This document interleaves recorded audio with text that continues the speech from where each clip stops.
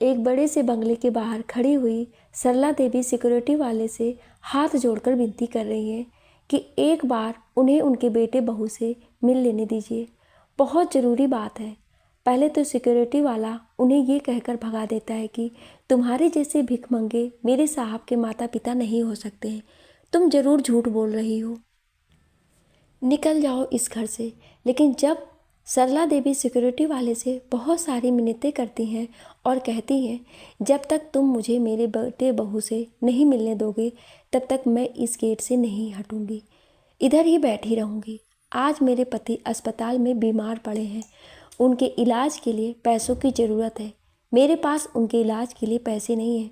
मेरा बेटे का इतना बड़ा बिजनेस है, उसके पास इतने सारे पैसे हैं, क्या वो अपने पिता की बीमारी में थोड़े से पैसे खर्च नहीं कर सकता है? उसको थोड़े से पैसों से कुछ भी फर्क नहीं पड़ेगा। आखिर में सिक्योरिटी वाले को सरला देवी पर दया आ गई और वो अंदर जा कर के ये खबर देता है कि एक कोई बूढ़ी अम्मा आपसे मिलना चाहती हैं। वो कह रही हैं कि आपकी माँ है, पर उनके शक्ल से और पहनावे से नहीं लगता है कि वो आपकी माँ है। तान्या सिक्योरिटी वाले से कहती है कि तुम जाओ, मैं अभी उनसे बाहर ही मिलने आ रही हूँ, उनको अंदर लाने की ज़रूरत नहीं है। मीटिंग रूम में बैठे हुए अपने पति रमेश से तान्या कहती है तुम्हारी माँ फिर से मिलने आई है, कितनी बार मना किया है फिर भी बेशर्मों की तरह इस घर में चली आती हैं। पता नहीं क्या समझती हैं, पैसे तो ऐसे मांगने आ जाती हैं जैसे कि वो इस घर में पैसे रख गई हों। कल इतना अपमान करके भगाया था फिर भी आ गई, शर्म नहीं आती है। चलो हम दोनों जाकर के अच्छे से फटकार लगाते हैं कि दोबारा से हमारे घर पर ना आए और हमें परेशान ना करें। रमेश और तान्या घर से बाहर निकलकर दरवाजे के पास आते हैं। अपने बेटे बहू को आता हुआ देखकर सरला देवी आशा भरी निगाहों से अपने बहू बेटे की तरफ देख रही हैं कि बेटे बहू उनसे मिलने आ रहे हैं तो ज़रूर वो मेरी मदद करेंगे। सरला देवी अपने बहू बेटों के सामने हाथ जोड़कर खड़ी हुई है। बेटा तुम आ गए, बहुत अच्छा किया। तुम्हारे पिताजी की तबीयत बहुत ज़्यादा ख़राब है, वो 4 दिनों से अस्पताल में भर्ती हैं। मैं बराबर 4 दिन से घर पर आ रही हूँ लेकिन तुम मिलते ही नहीं थे। सिर्फ बहू मिलती थी और वो मना कर देती थी। बेटा तुम्हारे पिताजी के इलाज के लिए पैसों की ज़रूरत है, मुझे कुछ पैसे दे दो। ए बुढ़िया चल निकल जा इधर से, कोई पैसा वैसा नहीं मिलेगा तुम्हें। पहले ही हम तुम्हारे ऊपर बहुत सारा पैसा खर्च कर चुके हैं। अभी 4 दिन पहले आई थी तब भी तुमने पैसे मांगे थे, मैंने तुम्हें 4,000 रुपये दिए थे ना। अब इससे ज़्यादा रुपए तुम्हें नहीं मिलने वाले हैं, निकल जाओ इस घर से। बेटा जो तुमने 4,000 रुपये दिए थे उससे तो तुम्हारे ससुर की 2 दिन की दवाइयाँ भी नहीं आई। मेरे पास इतने पैसे नहीं हैं कि मैं उनको दवाइयों का और इलाज का खर्चा उठा सकूं। बेटा तुम तो अपने पिता के बारे में कुछ सोच, आखिरकार वो तेरे पिता हैं। माँ मेरे से ये फालतू की बातें मत किया करो और मुझे इमोशनल ब्लैकमेल करने की कोशिश कर रही हो। मुझे सब समझ में आता है, मैं इतनी आसानी से तुम्हारी बातों में नहीं आने वाला हूँ और अब वापस से इस घर में कभी मत आना। अपने बेटे बहू की बातें सुनकर सरला देवी निराश हो गई। रमेश अपनी पत्नी तान्या से कहता है तान्या मैं मीटिंग के लिए निकल रहा हूँ, शाम तक वापस आऊँगा। अपने बेटे को कार से कहीं जाते हुए देखा तो सरला देवी ने कहा बेटा तुम ऑफिस जा रहे हो, ऑफिस के रास्ते में ही सरकारी अस्पताल पड़ता है, क्या मुझे अपनी कार से अस्पताल छोड़ते जाओगे? इतना तो अपनी माँ के लिए कर ही सकते हो। तान्या दमकते हुए अपनी सास से कहती ए बुढ़िया तेरी औकात नहीं है कार में बैठने की, चुपचाप से पैदल निकल जा। मेरी कार को छूने की हिम्मत भी मत करना। तुझे अपनी कार में बिठाकर मुझे कार को गंदा नहीं करना है। पता नहीं कहाँ कहाँ से चले आते हैं कार में बैठने के लिए। औकात देखिए अपनी, ऑटो में तक बैठने की औकात नहीं है और कार में बैठने की बात कर रही हो। चल निकल यहाँ से। रमेश अपनी कार को लेकर निकल गया। बेचारी सरला देवी गेट के पास बैठी बैठी अपनी बेटे की कार को जाता हुआ देखती रही और अपनी किस्मत को कोसती रही कि मैंने कैसे बेटे को जन्म दिया है जो अपने माँ बाप का ही ना हुआ। क्या कुछ नहीं किया था हमने अपने बेटे के लिए, सब कुछ तो अपना दांव पर लगा दिया था। अगर आज हमने अपना सब कुछ दांव पर नहीं लगाया होता तो शायद आज तस्वीर कुछ और ही होती। अपने बेटे को पढ़ाने के लिए घर, जमीन, जायदाद सब कुछ बेच दिया, सब बेचकर इतना बड़ा बिजनेस करवाया। पर आज बेटे ने हमारे साथ क्या किया, इतना तो पराये भी नहीं करते हैं किसी के साथ, जितना पराया हमारे बेटे ने हमें कर दिया है। उसे अपनी माँ की तकलीफ दिखाई नहीं देती है, उनकी आंखों से झरझर आंसू बहे जा रहे हैं। पास खड़े हुए सिक्योरिटी वाले को इतना तो कंफर्म हो जाता है कि ये माताजी रमेश साहब की माँ है। रमेश के निकल जाने के बाद और तान्या के घर के अंदर जाने के बाद सिक्योरिटी वाला सरला देवी को उठाकर कुर्सी पर बैठाता है और कहता है, माँ जी आप रोइए मत, आपको कितने पैसों की ज़रूरत है। सरला देवी कहती है, बेटा अभी तो फ़िलहाल 2000 ही मिल जाए, उसी से ही काम चल जाएगा। सिक्योरिटी वाला अपनी जेब में हाथ डालकर देखता है तो 1500 ही निकलते हैं। वो कहता है, माँ जी मेरे पास ही 1500 हैं, आप इनको अपने पास रख लो और चलो, आपको कहाँ जाना है मैं अपनी साइकिल से आपको छोड़ देता हूँ। नहीं बेटा, मुझे साइकिल पर बैठना नहीं आता है, मैं ऑटो करके चली जाऊँगी। साथ ही साथ सरला देवी सिक्योरिटी वाले को ढेर सारा आशीर्वाद देती हैं। बेटा जहाँ मेरे बेटे बहू ने मेरी मदद करने से इनकार कर दिया, वहाँ तुमने इतना बड़ा दिल दिखाकर मेरी मदद की है, तुम्हारा ये एहसान मैं कभी नहीं भूलूंगी। अरे माँ जी मैंने क्या मदद की है, इतने से तो आपका एक दिन का भी दवाइयों का खर्चा नहीं निकलेगा। उन पैसों को अपने साड़ी के पल्लू में बांधकर सरला देवी अस्पताल के लिए निकल पड़ी। अस्पताल के बेड पर लेटे हुए किशोर जी अपनी पत्नी के आने का बेसब्री से इंतज़ार कर रहे थे। उन्हें लग रहा था कि वह बहू बेटे से मदद मांगने गई है, शायद बेटा बहू कुछ मदद कर दे तो मेरी पत्नी की कुछ तो परेशानियां कम हो। एक तो मैं ही बीमार लेटा हूँ, ऊपर से पैसे की तंगी है, बेचारी कितनी भाग दौड़ कर रही है। लेकिन सरला देवी के मुरझाए हुए चेहरे को देखकर वो समझ जाते हैं कि उनके नालायक बेटे ने अपनी माँ की मदद नहीं की। उनका नालायक बेटा पैसों की चकाचौंध में इतना खो गया है कि उसे अपने बूढ़े माँ बाप की तकलीफ नज़र ही नहीं आती है। सरला देवी अपने पति के पास आकर फूट फूट कर रोने लगती हैं कि आज हमारे बेटे ने हमें धोखा दे दिया, हमारा बेटा हमारा ना रहा, उसने हमें मुसीबत के समय अकेला छोड़ दिया। हम तो अपने बेटे को इतनी ऊंचाई तक पहुंचाने के लिए कंगाल हो गए, लेकिन बेटा ऊंचाई पर पहुंचने के बाद अपने माँ बाप को देखना ही नहीं चाहता। जिस माँ बाप ने उसे इतनी ऊंचाई पर पहुंचाया है, अब वही उसको भिखमंगे लगते हैं, लो स्टैंडर्ड लगते हैं। अस्पताल में पास के ही पलंग पर लेटा हुआ एक व्यक्ति दिनेश, जो कि इस शहर का एक बहुत बड़ा बिजनेसमैन है, वो अम्मा जी और किशोर जी की सारी बातों को सुन लेता है। अपने पलंग से उठकर किशोर जी के पास आता है तो उनको देखकर दंग रह जाता है। ये तो उनके पूजनीय गुरु जी हैं। अरे गुरु जी, आप इधर कैसे, और आपकी ये हालत कैसे हो गई? बेटा मैंने तुम्हें पहचाना नहीं, कौन हो बेटा तुम? गुरुजी मैं रितेश, जो आपके पास ट्यूशन पढ़ने आया करता था। अपनी याददाश्त पर जोर डालते हुए किशोर जी याद करने की कोशिश करते हैं, फिर अचानक से कहते हैं, हाँ हाँ याद आया, वो गुप्ता जी के बेटे जिनका इसी शहर में कपड़ों का बहुत बड़ा बिजनेस है, तुम उनके बेटे दिनेश हो? हाँ गुरुजी मैं वही दिनेश हूँ। पर गुरुजी मुझे ये समझ नहीं आ रहा है कि आपकी ऐसी हालत कैसे हो गई। मैंने आपकी सारी बातें सुन ली है, अब आप चिंता मत करिए, आपके इलाज में जितना भी पैसा लगेगा सारा पैसा मैं खर्च करूँगा और आपको पूरी तरह से ठीक कराकर घर भी ले जाऊँगा। दिनेश किशोर जी के इलाज का सारा खर्चा उठाता है, उनके खाने के लिए फल फ्रूट सारी व्यवस्था करता है। अम्मा जी से कहता है, अम्मा जी आप मेरे घर पर रहिए, इधर मैं अपने गुरु जी को संभाल लूँगा। मैं देख रहा हूँ कितने दिनों से आप भागा दौड़ी कर रही हैं, कहीं थक कर आप भी बीमार ना पड़ जाएं। घर पर मेरी पत्नी है, बच्चे हैं, मेरे माता पिता भी हैं, आप उधर रहिए, 2 दिन में मैं अपने गुरु जी को लेकर घर ही आ जाऊँगा। किशोर जी भी कहते हैं, हाँ अब मैं ठीक हूँ और जल्दी ही तुम्हारे पास आ जाऊँगा, तो मेरी चिंता मत करना। 2 दिन बाद किशोर जी बिल्कुल अच्छी तरह से ठीक होकर दिनेश के घर आ गए।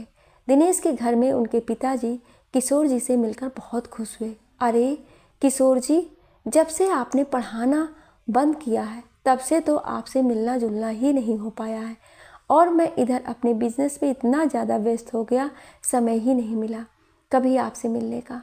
आज कितने सालों बाद आप मुझसे मिले हैं, लेकिन मुझे बिल्कुल भी उम्मीद नहीं थी कि आप मुझे इस तरह से मिलेंगे। अरे दिनेश तो आपको कितना याद करता है, कहता है आज गुरुजी के बताए हुए नक्शे कदम पर ही मैं चल रहा हूँ। दिनेश का पहले पढ़ने में बिल्कुल भी मन नहीं लगता था, लेकिन जब से आपने उसको ट्यूशन पढ़ाना शुरू किया तब से उसकी पढ़ाई में रुचि होने लगी थी, और आपको तो वो अभी भी बहुत याद करता है।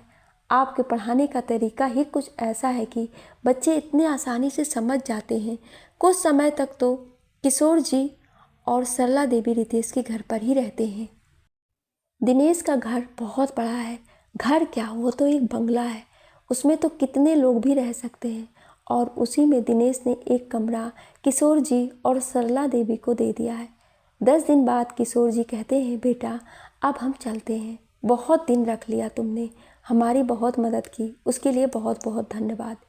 इतने दिनों में दिनेश को ये तो पता चल गया था कि गुरुजी अपना सब कुछ अपने बेटे पर खर्च कर दिया है, अब उनके पास कुछ भी नहीं बचा है। वो अपने गुरुजी से पूछता है अब आप कहाँ जाएंगे, क्या करेंगे, आपके पास तो ना घर है ना खाने के लिए पैसे हैं, फिर आप कैसे अपना गुजारा करेंगे।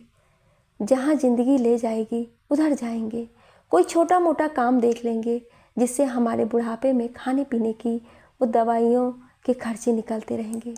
नहीं गुरुजी, आप कहीं नहीं जाएंगे, मैंने आपके लिए कुछ सोचा है, आप इधर हमारे पास ही रहेंगे। क्या सोचा है दिनेश तुमने, ज़रा मुझे भी तो बताओ। गुरुजी आपको तो पता है मेरा कपड़ों का बहुत बड़ा बिजनेस है, एक शॉप पर मैं बैठता हूँ और एक शॉप पर मेरे पिताजी बैठते हैं। मैं तो अपने शॉप पर सारा काम हैंडल कर लेता हूँ, लेकिन मेरे पिताजी को किसी ऐसे व्यक्ति की ज़रूरत है जो उनका हिसाब किताब भी अच्छे से रखता रहे और पूरी तरह से ईमानदार हो। तो गुरुजी मुझे आपसे ज़्यादा इस पद के लिए कोई और नज़र नहीं आता है, और गुरुजी आपको तो वैसे भी कहीं ना कहीं जाकर काम करना ही है, तो क्यों ना आप दुकान में आकर पिताजी के साथ बैठें और दुकान का हिसाब किताब आप देखें। किशोर जी अपनी पत्नी सरला देवी की तरफ देखते हैं। सरला देवी को इसमें कोई बुराई नज़र नहीं आती है। वो अपने पति से कहती हैं देखो जी, हम कहीं ना कहीं तो भटकते भटकते जाएंगे, और कितने दिनों में हमें काम मिलेगा, इधर हमें घर बैठे काम मिल रहा है, हम अपनी मेहनत का कमा कर खाएंगे तो इधर हमें रहने में भी परेशानी नहीं होगी। किशोर जी गुप्ता जी के साथ उनकी बड़ी सी दुकान में बैठकर हिसाब किताब देखने लगते हैं। साल भर तक वो गुप्ता जी के साथ बैठकर दुकान का हिसाब किताब देखते हैं, साथ ही साथ बिजनेस की बारीकियां भी सीख जाते हैं कि किस तरीके से बिजनेस किया जाता है। साल भर मेहनत करने के बाद उनके पास इतने पैसे इकट्ठे हो जाते हैं कि वो अपनी पत्नी सरला देवी से कहते हैं भगवान क्यों ना हम भी एक छोटी सी कपड़ों की दुकान डाल लें, बहुत फ़ायदा होता है। आप भी कैसी बातें कर रहे हैं, लगता है उम्र के साथ साथ दिमाग भी सठिया गया है। अरे 65 बरस में कुछ करने जाओगे तो लोग हंसी उड़ाएंगे कि बुढ़ा बुढ़ापे पर बिजनेस करने जा रहा है।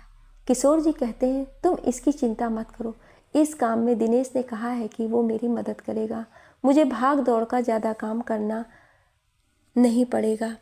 वो अपनी इतनी बड़ी दुकान का सामान मंगाता है तो उसमें मेरा सामान भी मंगाता रहेगा। और एक दिन किशोर जी 65 बरस की उम्र में कपड़ों की दुकान खोल लेते हैं। आसपास के दुकानदार देखकर कहते हैं दादाजी इस उम्र में दुकान खोल रहे हो, कितने साल बिजनेस करने का इरादा है। बेटा जब तक जिएंगे हाथ पैर चलेंगे तब तक करते रहेंगे, जिस दिन नहीं करेंगे उस दिन देख लेंगे क्या करना है। धीरे धीरे करके किशोर जी की दुकान बहुत अच्छी चलने लगी, खूब मुनाफा होने लगा। अब किशोर जी के पास पैसों की कोई कमी नहीं थी। किशोर जी ने दिनेश के बगल में ही एक छोटा सा 100 गज का घर भी खरीद लिया। घर छोटा था लेकिन पति पत्नी के लिए पर्याप्त था, इससे बड़ा घर उन्हें चाहिए भी नहीं था। ऐसे करके 5 साल बीत गए। एक दिन किशोर जी अपनी पत्नी से कहते हैं भगवान हमने अपनी जवानी के दिनों में बहुत मुश्किलें सही है, पहले अपने माता पिता की सेवा में दिन गुजार दिए।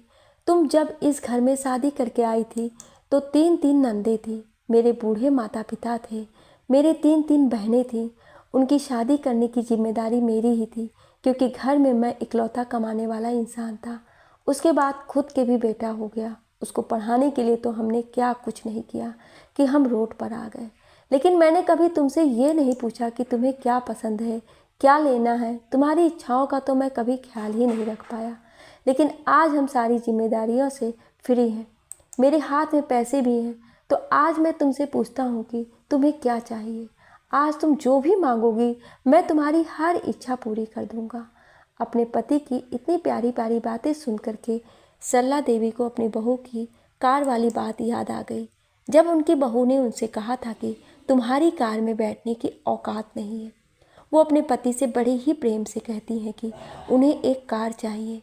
किशोर जी कहते हैं ठीक है, कोई अच्छा सा मुहूर्त निकाल के चलिए, हम आपको आपके पसंद की एक नई कार दिलाएंगे। अब तो सरला देवी की खुशी का ठिकाना नहीं था। उनका एक छोटा सा घर भी हो गया था, पति पैसे भी कमाने लगा और उनकी पसंद की कार भी आने वाली है। जो काम उन्हें जवानी में करना चाहिए था, जो शौक जवानी में पूरे करने चाहिए थे, उस समय तो वो पूरी तरह से अपने बेटे की लालन पालन में, पढ़ाई में लगी रही। लेकिन आज बुढ़ापे पर मौका मिला है तो वो बहुत खुश है। कुछ दिनों में ही उनके घर में एक नई कार आ जाती है। किशोर जी अपनी पत्नी के साथ नई कार को लेकर मंदिर भगवान जी को प्रसाद चढ़ाने के लिए और गरीबों को भोजन देने के लिए गए। भगवान जी के दर्शन करने के बाद जब वो गरीबों में खाना बांट रहे थे, तभी उनकी नज़र सीढ़ियों के पास बैठे हुए उनके अपने बहू बेटे पर गई। प्रसाद बांटते हुए किशोर जी सीढ़ियों पर बैठे हुए अपने बहू बेटे के पास भी पहुंच गए और उनके हाथ में भी प्रसाद देने लगे। जब रमेश और तान्या ने अपने माता पिता को चमचमाती हुई प्रेस वाली बढ़िया कपड़े पहने हुए देखा और मिठाई के डब्बे लेकर वह गरीबों में बांट रहे हैं, देख करके उनकी आंखें फटी की फटी रह गईं कि इन बूढ़ों के पास इतना पैसा कहाँ से आया कि ये इतना पैसा बांट रहे हैं। तान्या और रमेश किशोर जी के पास आते हैं और कहते हैं पिताजी, मैं रमेश आपका बेटा। किशोर जी पलट कर देखते हैं और वापस से जाने लगते हैं। रमेश अपने पिता के पैरों को पकड़कर कहता है पिताजी, मेरी बात तो सुन लीजिए। तान्या भी सरला देवी के पास जाकर उनका हाथ पकड़कर कहती है माँ जी, हमें बिजनेस से बहुत घाटा हो गया है। उस घाटे को पूरा करने के लिए हमें अपना घर भी बेच दिया है। बैंक से इतना सारा लोन लिया था, वो भी नहीं पटा पाए हैं। सर पर इतना सारा कर्जा है, बैंक वालों का रोज़ रोज़ फ़ोन आ रहा है लोन पटाने के लिए। घर में अब कुछ भी नहीं है, मेरे जेवर तक रमेश ने बेच दिए हैं। पूरे 2 महीने से मायके में रह रही हूँ। माँ जी कुछ मदद कर दीजिए, आप तो मुझे अब भली चंगी लगती हैं। बहू बेटे को देखकर ही सरला देवी की आंखों में खून उतर आया। उन्हें उस दिन की याद आ गई जब वो बेटे के सामने भिखारी की तरह अपना पल्लू फैलाए कुछ पैसों के लिए भीख मांग रही थी कि तुम्हारे पिताजी अस्पताल में ज़िंदगी और मौत की लड़ाई लड़ रहे हैं, कुछ पैसों से उनकी मदद कर दो। लेकिन बेटे बहू ने उन्हें घर से खाली हाथ भेज दिया था। अपने बहू बेटे के बातों को अनदेखा करते हुए किशोर जी अपनी पत्नी का हाथ पकड़कर सीढ़ियाँ उतरते हुए कार के पास आ गए। बहू बेटे भागते हुए उनके पैरों में गिर गए। मुझे माफ़ कर दो पिताजी, मुझसे बहुत बड़ी गलती हो गई थी। मैं पैसों की जगह चकाचौंध में आप दोनों को भूल गया था, लेकिन अब मैं ऐसा नहीं करूँगा। आप एक बार मेरी मदद कर दो। किशोर जी अपने बेटे बहू की एक भी बात नहीं सुनते हैं। कार का दरवाज़ा खोलते हुए कहते हैं भगवान, अपनी कार में बैठ जाओ। भगवान की दया से आज हमारी औकात कार में बैठने की हो गई है। चलो आओ, हम अपनी कार में बैठकर अपने घर चलते हैं। पीछे से बेटे बहू चिल्लाते रह जाते हैं। तभी पीछे से वही सिक्योरिटी वाला जो रमेश और तान्या के घर पर काम करता था, वो भी अपनी नई नई बाइक लेकर आया और भगवान के सामने अपनी नई बाइक की पूजा करना चाहता था। अपने सिक्योरिटी वाले को देखकर रमेश कहता है, अरे वाह, तुमने नई बाइक खरीद ली, बहुत अच्छी बात है। नहीं साहब, मैंने नई बाइक नहीं खरीदी है, मुझे आपके माता पिता ने ये बाइक उपहार के स्वरूप दी है। दरअसल उस दिन आपकी माता जी जब आपसे मदद मांगने के लिए आई थी और आपने उन्हें भगा दिया था, वो दरवाजे के बाहर बैठी रो रही थी। मुझसे उनकी यह दशा देखी नहीं गई, तो मेरे पास जितने पैसे थे उतने पैसे से मैंने उनकी मदद कर दी। तो आज इस मदद के बदले में उन्होंने मुझे ये बाइक उपहार में दी है। मैंने तो उन्हें बहुत मना किया था, लेकिन उन्होंने कहा कि वो बहुत मन से दे रहे हैं। मुसीबत के समय तुमने मेरी मदद की थी, इसीलिए इसे मेरा आशीर्वाद समझ के रख लो। और हाँ, वो अम्मा जी कह रही थी मुझे साइकिल पर बैठना नहीं आता है, पर मोटरसाइकिल पर बैठना आता है। सिक्योरिटी वाले की बात सुनकर के तानिया और रमेश अंदर से जल कुढ़ गए, लेकिन अब जलने कुढ़ने के अलावा उनके पास कुछ भी नहीं था, क्योंकि जो जैसा कर्म करता है वो वैसा भोगता है। ये तो संसार का नियम है, हम जैसा करेंगे वैसा भरेंगे। आपको ये कहानी कैसी लगी हमें कमेंट करके ज़रूर बताएं, और ऐसी ही कहानियाँ सुनने के लिए हमें सब्सक्राइब ज़रूर करें। Thank you.